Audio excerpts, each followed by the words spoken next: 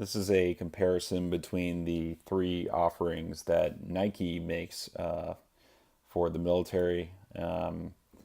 These are all in the newer coyote brown color. I have the older version of these in tan, and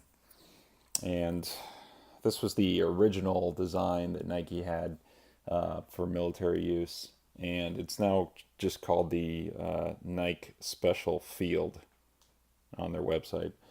Then these two are the new versions that they released, and this one is called the Nike SFB Field 8-inch, and 8 inches implies from the base of the sole up to the top, just to show you that it's AR 670-1 compliant.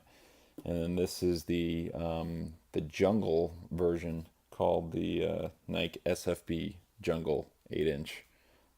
These two both have like the full grain leather, and then I think this one's a synthetic, which technically is not compliant, but nobody really says anything.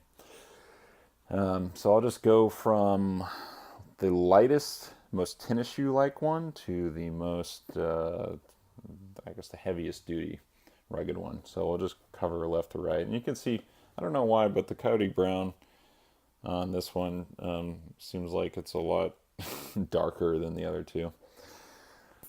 But,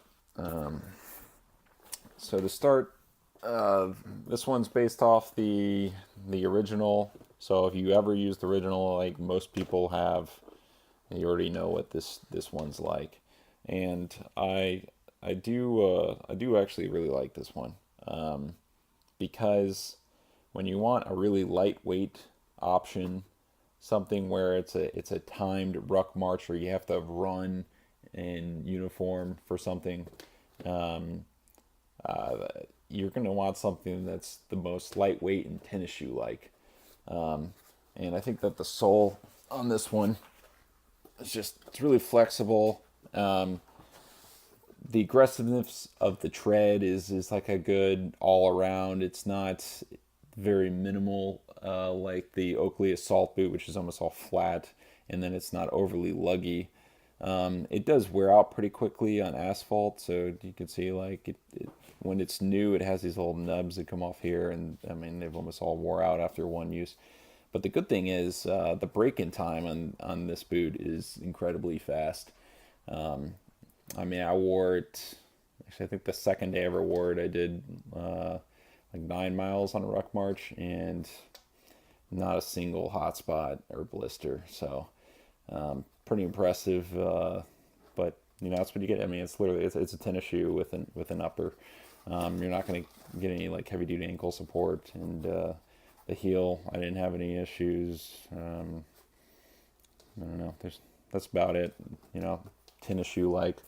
So if you use the original, you already know about that one. Next will be the newer version of the Field. Again, all these Nike boots, they're not going to have super heavy reinforced uppers. It is like gusseted all the way to the top. And now they put this little logo on the heel tab there. The main difference is going to be the soles. So what they did is they revisited the sole, and they made it a lot more heavy duty, a little more rugged, probably because the old version probably wore out too fast for a lot of people. So I think they put something on a little bit more dense, and just to last a little bit longer. But I don't think it's as comfortable. So of course you're going to sacrifice that awesome like tennis shoe feel for a better all-around boot.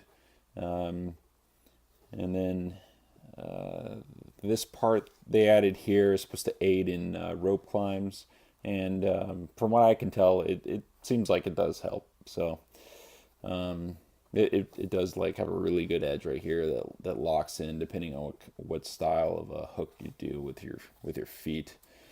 And then next will be the Jungle. So again, the upper is almost identical. You can see the reinforcement there, the pull tab there.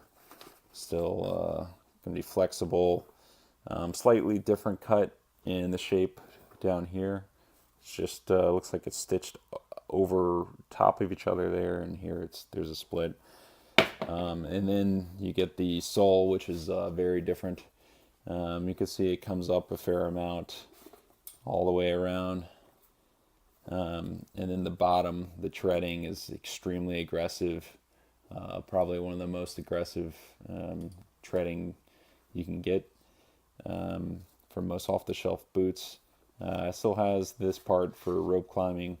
And then it has drainage holes on the both sides, just to help with water, pushing water out of the boot. One thing of note is that the insole that this thing comes with, so here is, for example, the insole that comes with this boot, and then here is the insole that comes with the Jungle, and you can see drastic difference. So you're not really going to be just pulling out the insole on this one and putting in your own. You're probably going to want to use the stock insole. And it does have pretty decent heel cup and a little bit of arch support. It's definitely not flimsy. It's heavily reinforced and very stiff. And I think that's because this plate right here might be some kind of anti-puncture plate. Yeah, no, nothing's going through that too easily. But actually, I also found that this boot felt like it ran a little bit bigger. I just felt like I had a lot more space in this boot. Like it fits more like a traditional older Jungle boot versus anything newer. So definitely a place in your kit bag for this one. I enjoy wearing it. I think it's a pretty cool option, and I kind of like what they did with this one.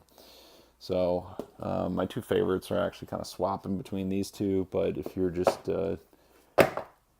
not really doing anything particular or only want to just buy one pair of boots, you could, get these like everybody else and just rock them on a day-to-day basis. So anyway, hopefully that helped clear up a few of the differences for you, and you can, choose for yourself what you want to try. So, thanks.